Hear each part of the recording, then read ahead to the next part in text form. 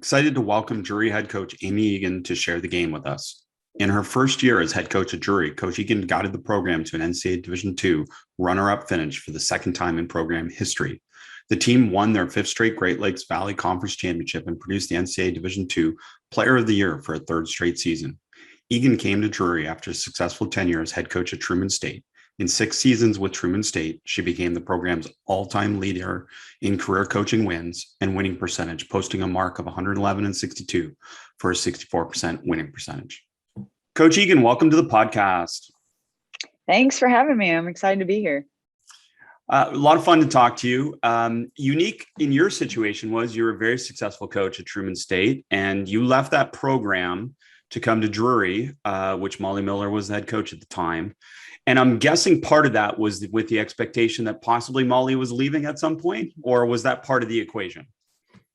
Yeah, first of all, the tradition of winning here and the resources, the people here had a lot to do with it. I think, anytime you work really, really hard as a head coach and I think you want to win, and the opportunity to do that at Drury because of the people and the resources is there. So, with Molly having so much success and us having a relationship through the coaching world, I kind of knew that she was probably gonna look to move on into a different position. So when she had an assistant job opened with some communication, nothing guaranteed. I took the risk of coming down here to work for her, and you learn from her too. I mean, who wouldn't want to learn, from a very successful coach? So having that opportunity to come down and do those things was intriguing to me. And I really had a great year, obviously doing that and learning a lot of things. And then, with her taking that job during COVID, you never know what can happen, but things turned out pretty good for me. And last year was a lot of fun. So. It seemed like a lot of fun, and more fun to come, Coach.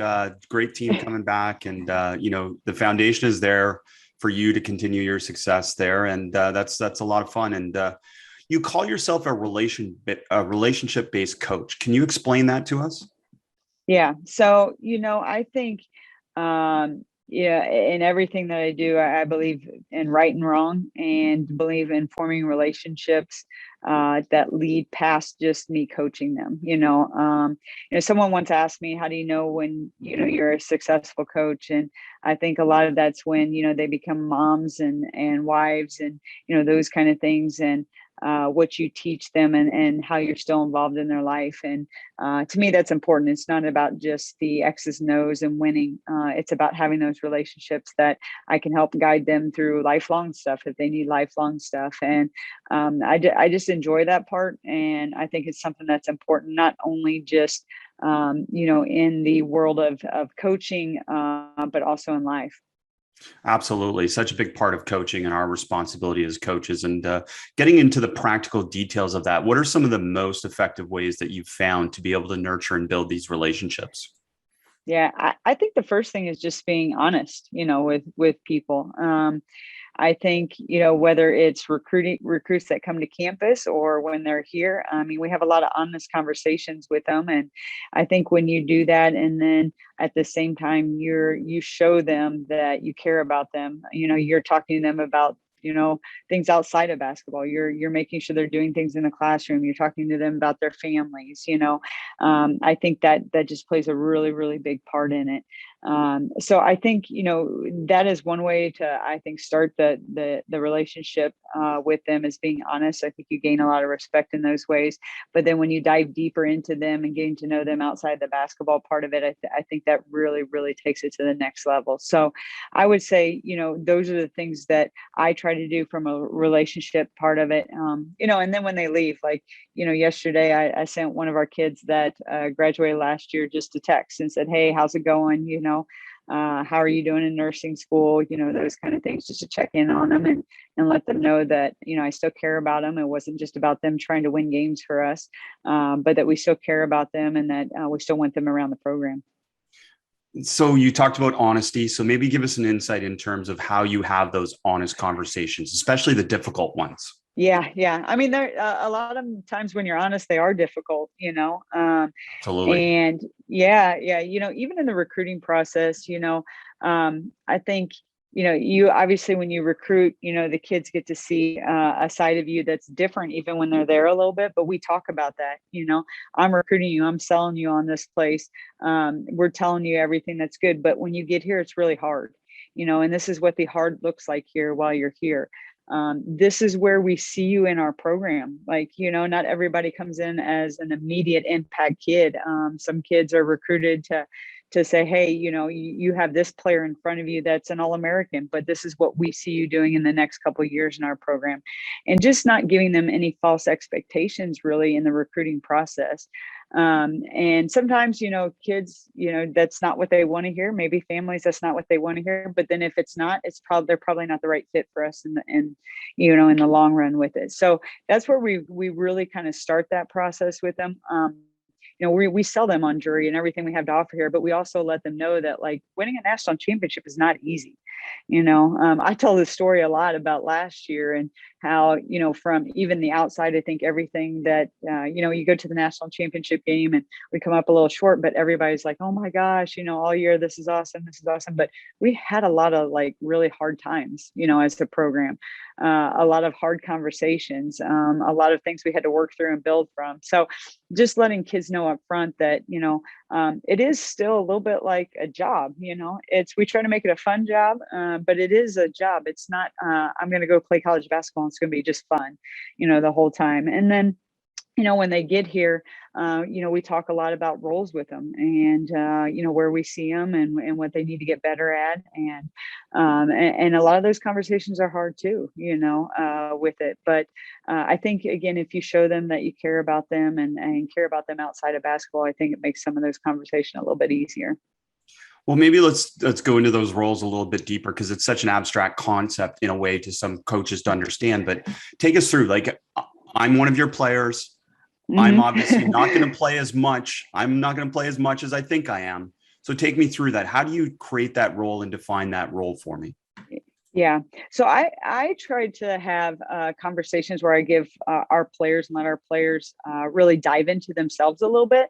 And have some thoughts on themselves first. So, I'm probably going to ask you, what do you feel like on our team or in our program you do well? What can you bring on a day-to-day basis for us to be successful? So we'd probably start with a lot of those conversations.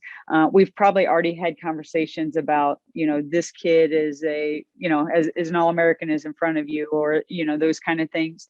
But if not, we'd kind of re-talk about that, But I think, when you talk about whether it's a kid, like if you're talking about you coming and playing, and every kid can have a role in your program and have an important role in your program. And so getting them to buy into the role with the understanding of, hey, then at the end of it, this is what you need to continue to do and build on to get yourself into that next role. And that's really, really what we really try to do with them. I think most of our kids, because of how we approach things, we try to get them to understand you're not great at everything. And I think that's sometimes hard for them at first. But let's look at you versus your teammates and you versus yourself and what you're good and what you need to get better at. And we help guide them through that, but we really try to get them to really discover that themselves. It's great stuff. And, you've talked about this in some of your interviews, and you mentioned this, is that you coach with passion and love, mm-hmm. which is awesome. How do we create that atmosphere for ourselves as a coach, that it's okay to have fun and it's okay to enjoy coaching? Yeah. We tend to create this is such a serious business, but it's really not. Yeah. It's something I think you kind of almost, I think it's hard as a young coach. It is, because, you feel that pressure of building and moving on. And, I think I've done with myself a lot of self-talk in regards to, like, the end all for me is not winning, that's important, and how do you have that balance of you have to win to keep a job, but also that balance of that's not what it's about with the kids. It's about growing them into phenomenal young women, and helping them learn how to do things and right and wrong, and those kind of things. So it's always a balance, and sometimes it's hard, and it's hard on tough days, and how you handle that, I think, shows everyone a lot about you and your character in that. But it is a world of win win win, and it is important in regards to keeping your job. But I have really, really worked on myself, and just, talking myself into the fact that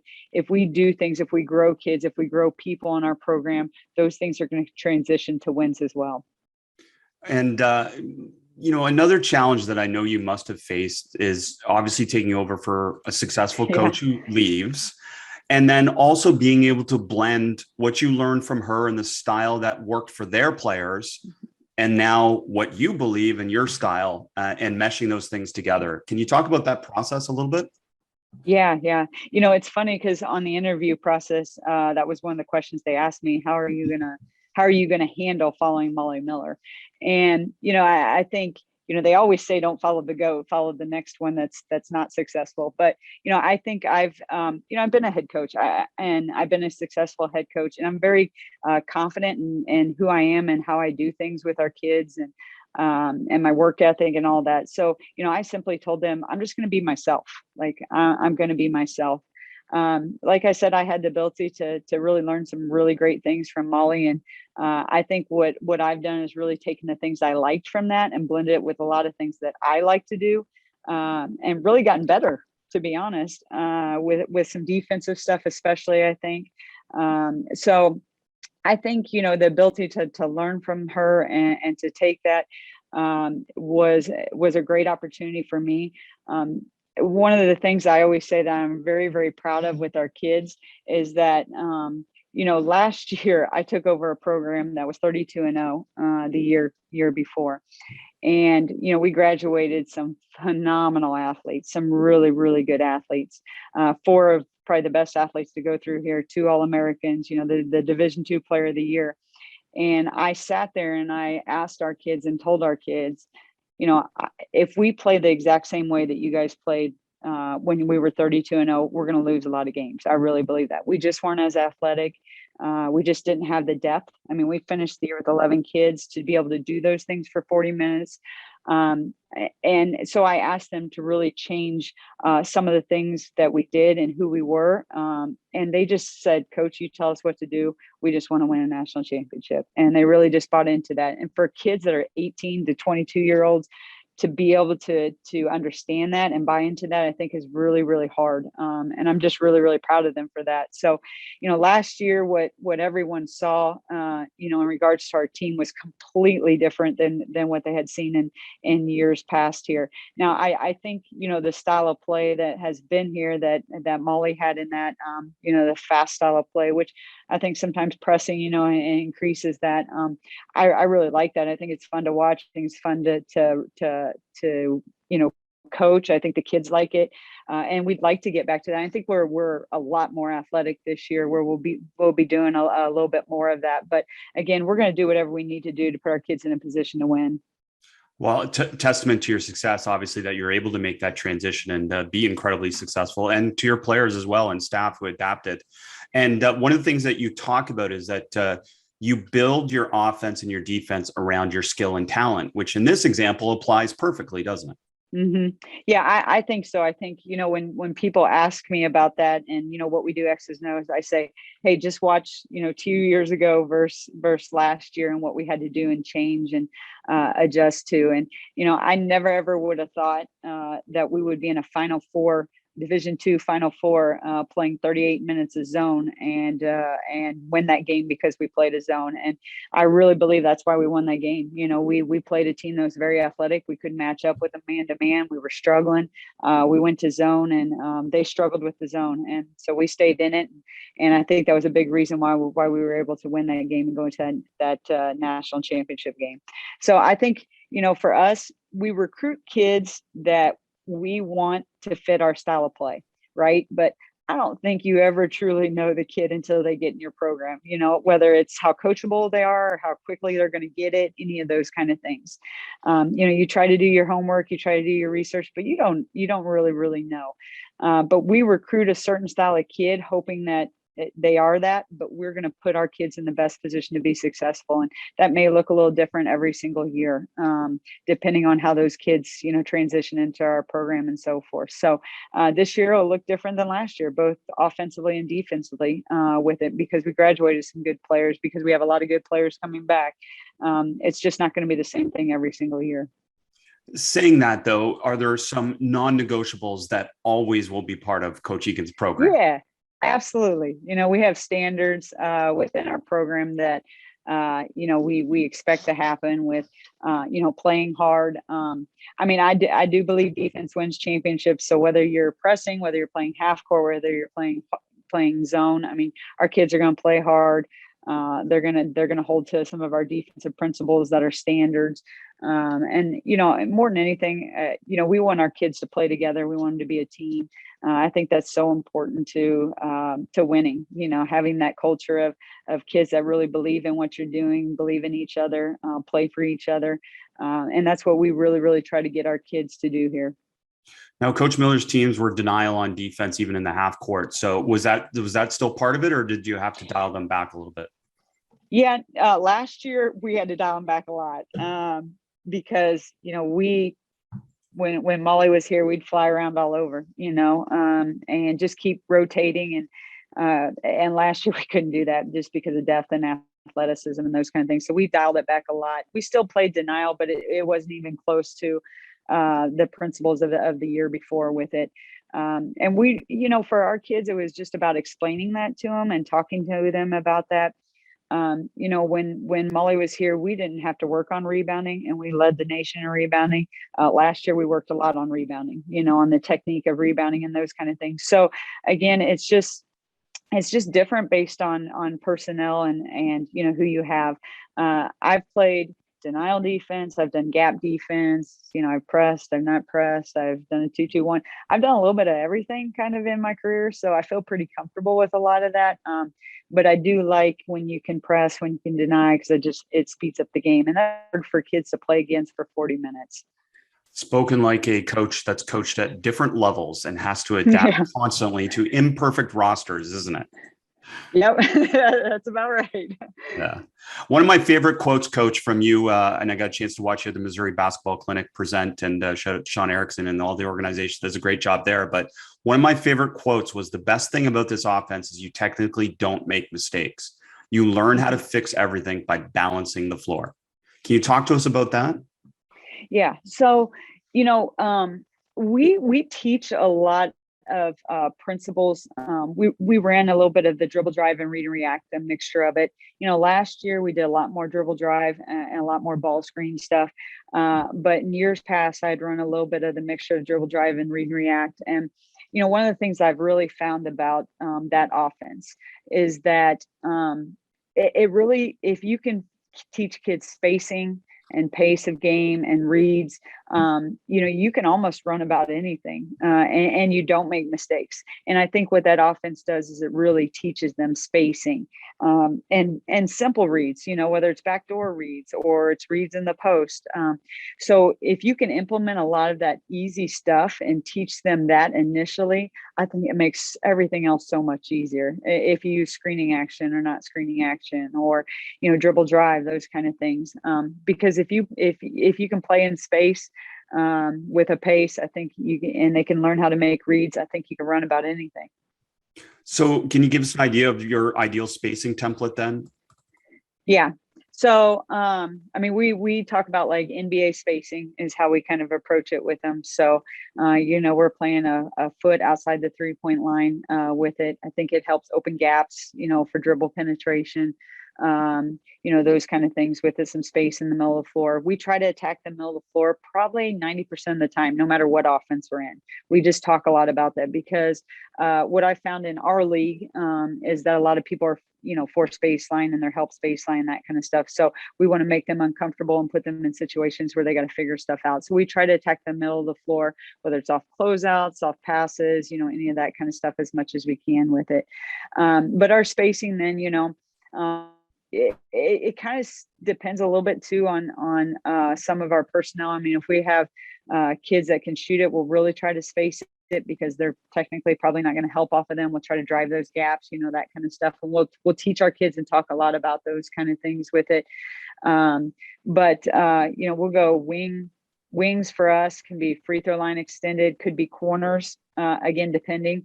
And then we usually we call it seams, free throw line extended up top on both sides. It's typical. What I would say is it's 4 out, 1 in type stuff. I mean, sometimes you could run a 5 out with it if you wanted to do that, especially, now when it's hard to find some back to the basket post players with it.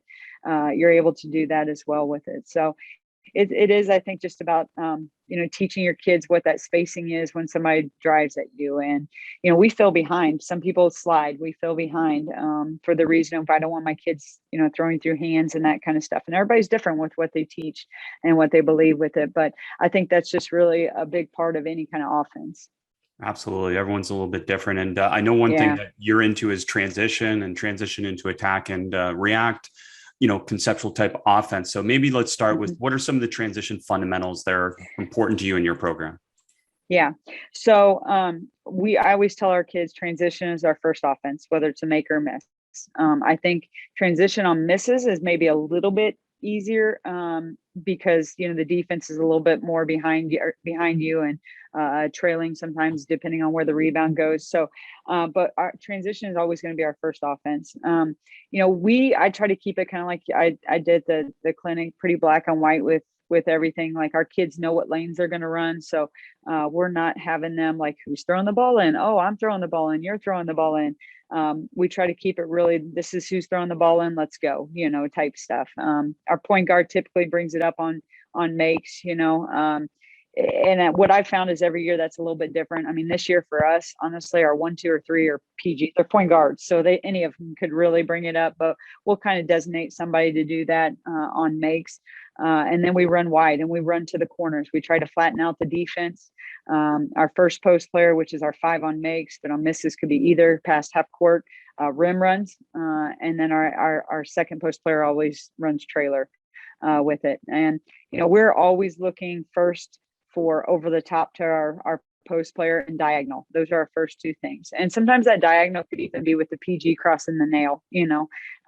I think, we always tell our kids we want to do what we don't want people to do to us, and when people can cross the nail and cross the court, that's hard for changeover, having to change sides of the floor to change over to. So we're trying to do things and put them in situations that are uncomfortable. So that's kind of the basis of it. We give our kids a lot of freedom within that to make plays.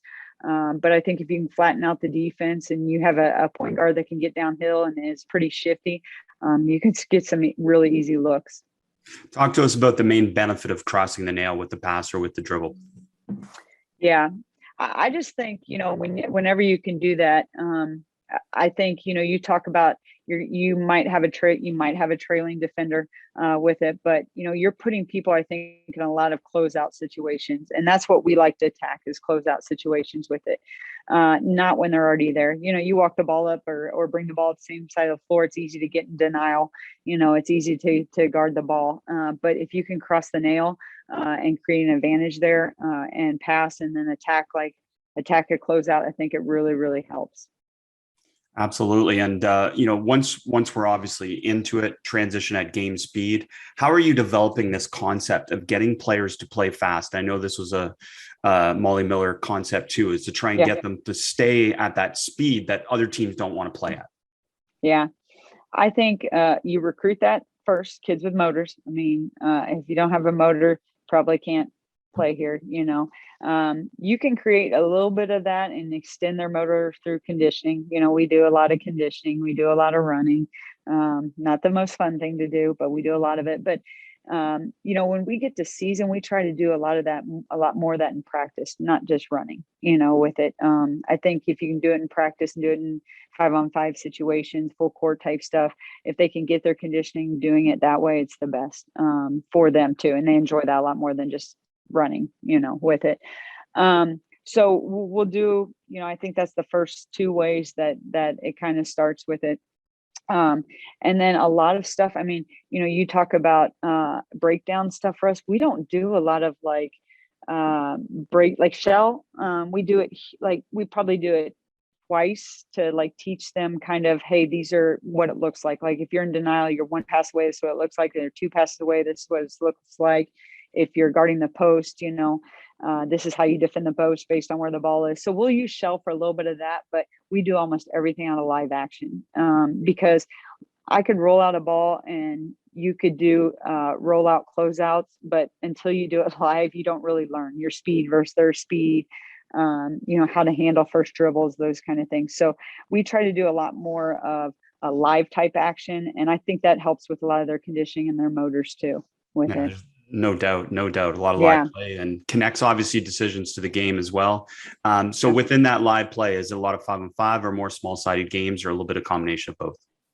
I would say we do a lot of 3-on-3 to start. I ask them to cover a lot of ground with a lot of stuff. I think, if you can learn to cover a lot of ground, whether it's covering a lot of ground closeout wise and how to handle it.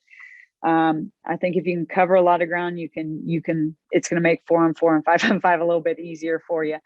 So we do a lot of 3-on-3 to start. We'll build a 4-on-4 and then we'll build a 5-on-5. And, I make our post players play down the perimeter, just like I make them play, our guards play in the post. So we work a little bit on all that. And some of that too is, I think this year we'll have a good opportunity to switch 1 through 5 with stuff because we'll be pretty big and long and those kind of things. So, but I think it's good for them to also understand that, when we teach post defense to our post players, our guards are there listening and taking in because they need to know, they need to know how we're defending in the post with our post players so they can help each other out and they can coach each other and give each other reminders and those kind of things too. So, I think that, like I said, that live action stuff I think is just really, really good.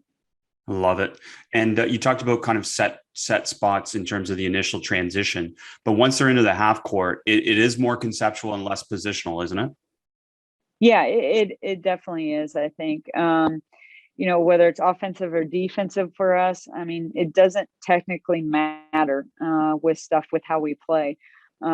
So it is understanding the concepts of, hey, this is, like our half court man to man, we want to keep the ball in the middle of the floor. So find a way to do that. I don't necessarily care exactly. We'll teach you and show you how to do it. But if we have some really good athletes that it ain't going to matter how their footwork is because they can just do it, and then we have others that we have to break down a little bit more with it. So we have some definitely some conceptual stuff with it that we use that we ask the kids to really just buy into. You talked about that concept of obviously players being able to be free and make decisions in the half court. Is there a certain trigger that helps them understand what they should do? Do you use triggers or do you use concepts that help them highlight, say, whether they should pass and cut or they should pass and screen or what's happening? Yeah. It just depends again on year to year and kid to kid with that. I think, again, we have conversations with them of what they're really, really good at, what they should look to do, what they bring to the table offensively, those kind of things. We don't use, we won't use a ton of like screening action unless it's quick hitters, because we'll have some quick hitters. So usually what we do is, because I think it's important for kids to still understand the game and understand, screening action, how to defend it, those kind of things, how to read it offensively. So we spend a lot of like our off season teaching them parts of the game that we kind of use, but we don't fully use. So they understand that. So like our kids, if we run a quick hitter and it involves a down screen, if they're going to chase you, this is your read. If they're going to go under, this is your read. They'll know those things, but it's not something we spend a ton of time on because we don't use a lot of screening action within what we do, with it. And then it's kind of the same, I mean, we use a lot of ball screen action, but not everybody in our program comes off ball screens. So the kids that come off ball screens, we'll really, really work with them during the season. The other kids will learn it in the off season, with what to do and how to handle it. Because I think it's important that they understand those concepts with it. So it's a little bit of both, with them, and it's a little bit of year to year, depending on some personnel and those kind of things. Well, that's a fascinating comment. And I love the idea, because obviously you're developing their overall IQ, which leads to you being able to be more adaptable as a coach as well, because they now have a better understanding of what overall could happen at any point. So what have you found with that? Have you found that your players appreciate that they understand the other roles of players? Absolutely. I definitely think so.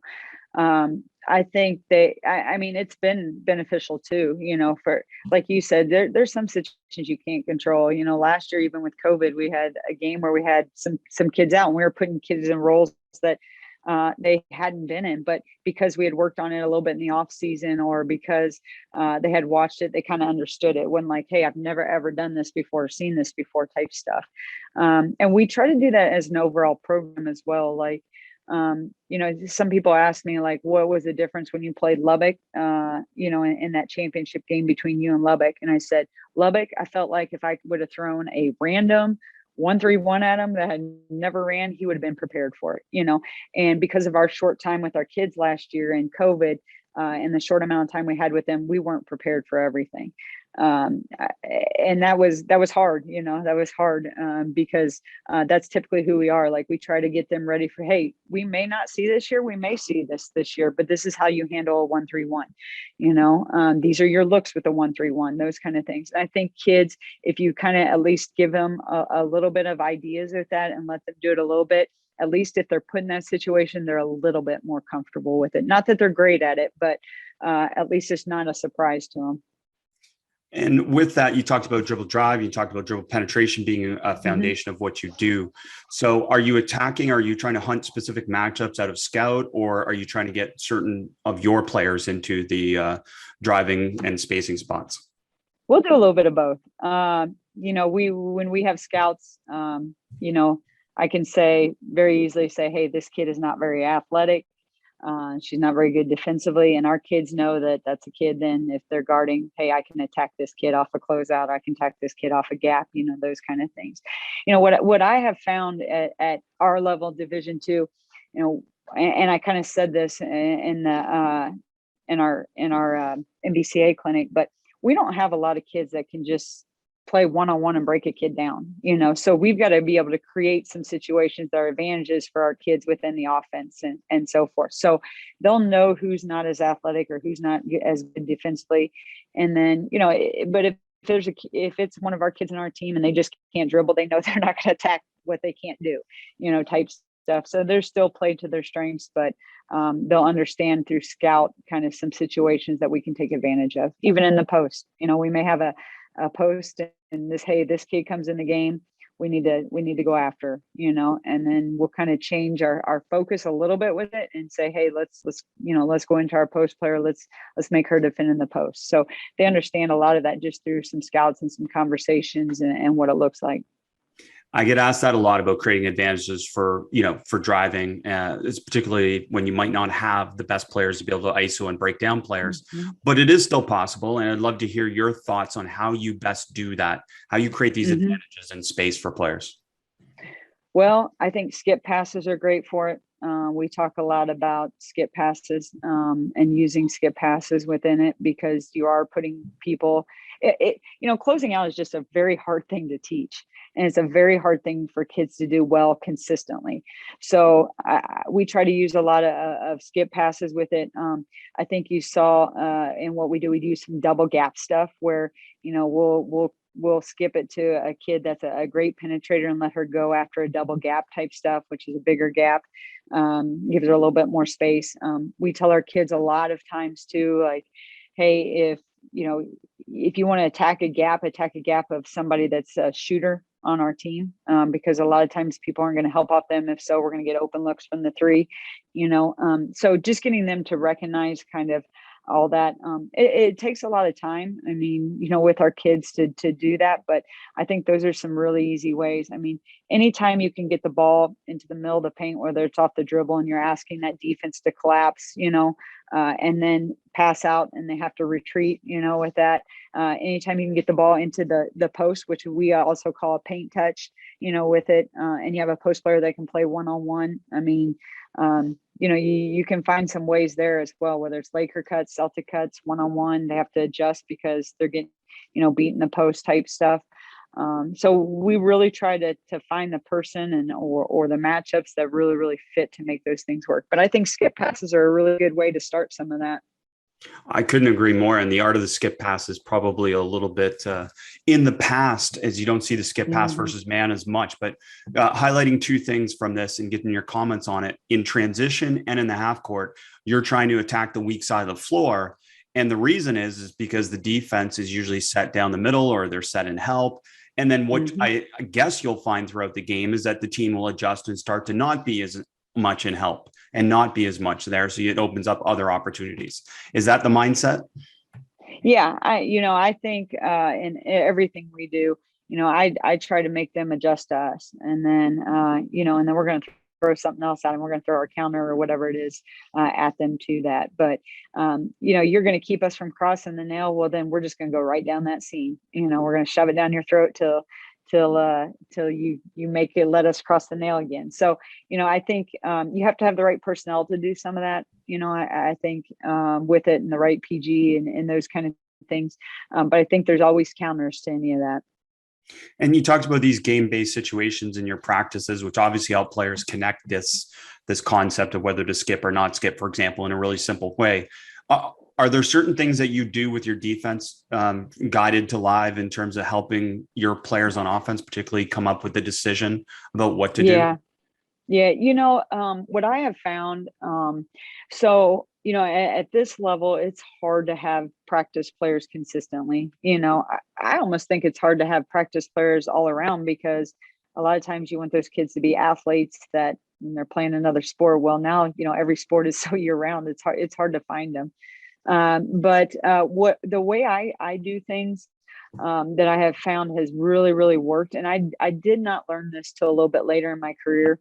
But if you're not able to have practice players, one of the things we do is we start everything for us at the beginning of practice starts for us defensively. Offensively, I don't care what you do. We don't even, as coaches, we don't really correct the offensive stuff. We don't focus on the offensive stuff. Like we'll say run a ball screen, but we're not going to give them the technique of running a ball screen and those kind of things. So we really we'll ask the offense to do things we don't do.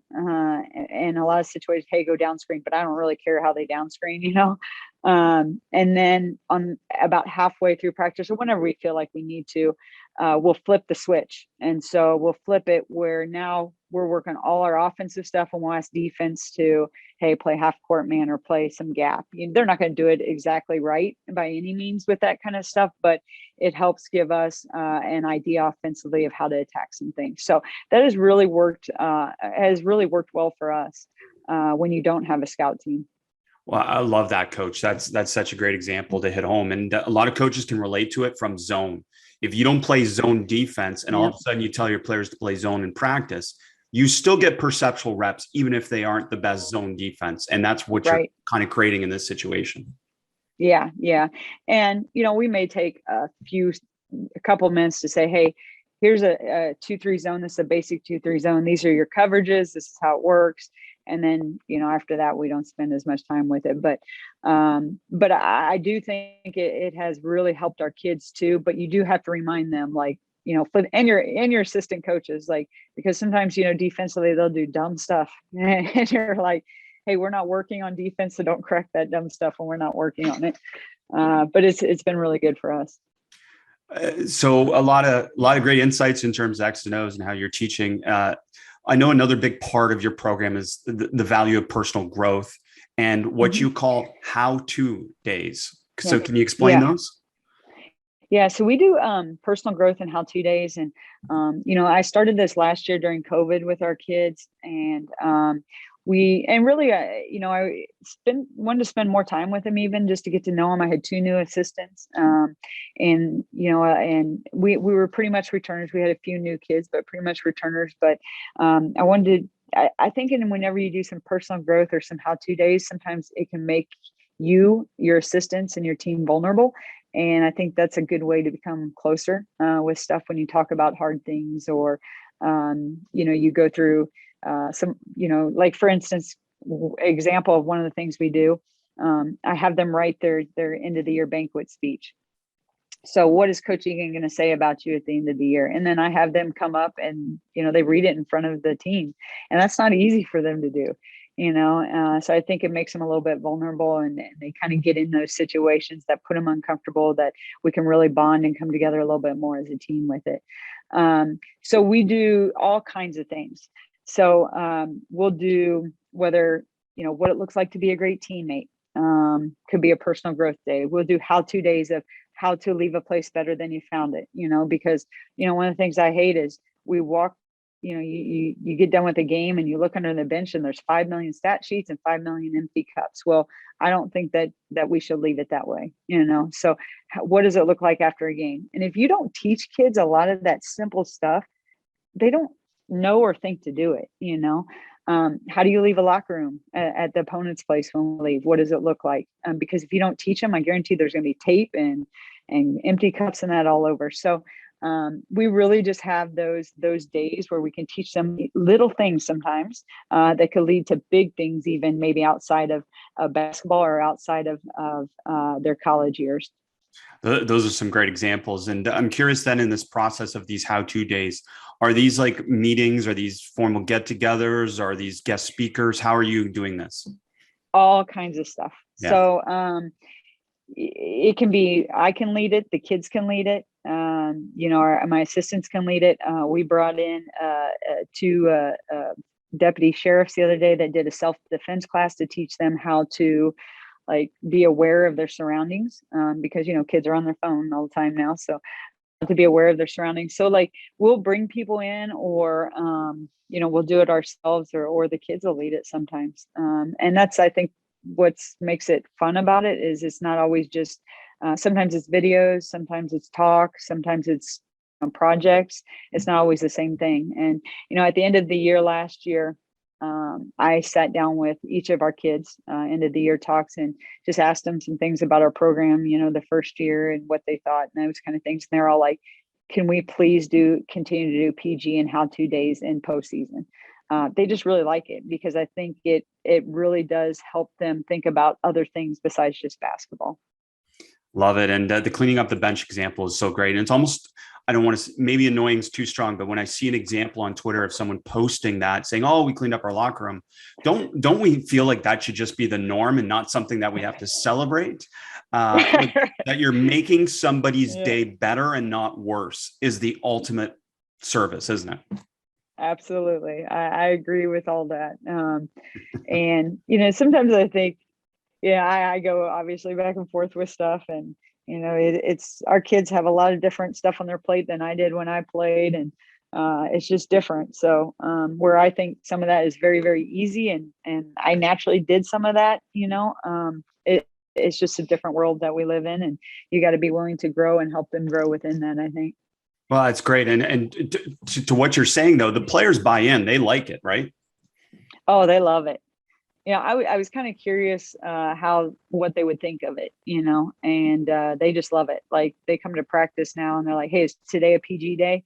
Is today a how-to day?" No, they really, really like it. So I think it's been beneficial, and I think more than anything, it's going to be beneficial for them throughout their lives. Coach, another big part of your philosophy is surrounding yourself with good people. And, I got a chance to meet some of your staff, and they traveled with you to the clinic, and that was pretty impressive in and of itself. Yeah. I made the point to kind of say, even at the clinic, when I hired Jordan and I hired Addie, and now my current GA, Taylor, I didn't know those 3 prior to hiring them. I got to know them through just conversations, interests that they had in the job, interests I had in them. And, I did obviously my research on them, but, for me, and I really, really believe this, how I've gotten to where I am is because I've really, really surrounded myself with good people. My assistants when I was at Truman were phenomenal, and prior to that at Ashford and so forth with it. But I just think that's so important, and that goes beyond just, my staff, my players. Man, they're good people, and I think that's where it starts for me. And something I've found that makes it enjoyable for me is to have good people around me. And if you have those type of people around you, I think you can do some really, really good things, whether it's in your program or in life and so forth. So, once I know they're good people, we'll look at all the other things, and I really try to hire people that complement me, that are my weaknesses. And I think, again, if you can do those kind of things and you're very confident enough to know that what your weaknesses are, and you can hire those people, I think you have a chance to do some really nice things. So again, that's just something that I've always lived by. Some people, I probably had 3, 4, 5, 6, I don't know how many D1 people. It's not about, D1. It's not about D2. It's not about NAI. It's about the people first. And then after that, what else they bring to the program. Yeah, it makes coaching easier, doesn't it? And yeah. Coach, maybe the most important contribution you can make to the coaching landscape is just some advice on coaches, whether it's high school, college, etc. They're in a good job and they're successful in that good job, but there comes a point where it's like, what more can we do, or what more are we willing to do here? And that's really hard, isn't it? Because you're safe and you're secure, but you want more. Yeah, I think I think in your mind, you have to really know and believe there's always a way, whatever that is. If you want more, there's always a way. And it may not be an easy road to get there. It may not be a road that maybe you thought you were going to take, but there's always a way to get to somewhere that you want. And I think, again, it starts with being a good person, and then, finding ways. I think one of the neat things about the coaching world that I love is that, like, everybody really does want to help everybody out, whether it's X's and O's, whether it's, talking with them and guiding them, any of that kind of stuff. I think everybody really does want to help each other out. But you have to sometimes take the initiative to do those things, to make things happen for you. Our GA told me the other day, she's like, when the jury job opened, I was like, well, I don't even know why I apply. I'm not going to get that. And her dad was like, why wouldn't you apply? Go get it, type stuff. And so I think, like, and I think in her mind, she initially thought there's no way, but she just kept going, and finding a way and reaching out and those kind of things. So I think that's the biggest thing, is just understanding that, like, you may not be in a position that you want to be in. You may not have found anything near what you want yet, but there's always a way to get there. You just got to keep building. You got to keep pushing. You got to keep believing more than anything. Great advice, great stuff. And that pandemic really showed us how coaches will rally around each other and support each other. And there's probably no better time in learning for coaches than during that time when everyone got on a Zoom and shared. So yeah. And I cannot 100%. Thank you enough for doing it again, Coach. Thank you for You're sharing welcome. the game with us. You're welcome. Anytime.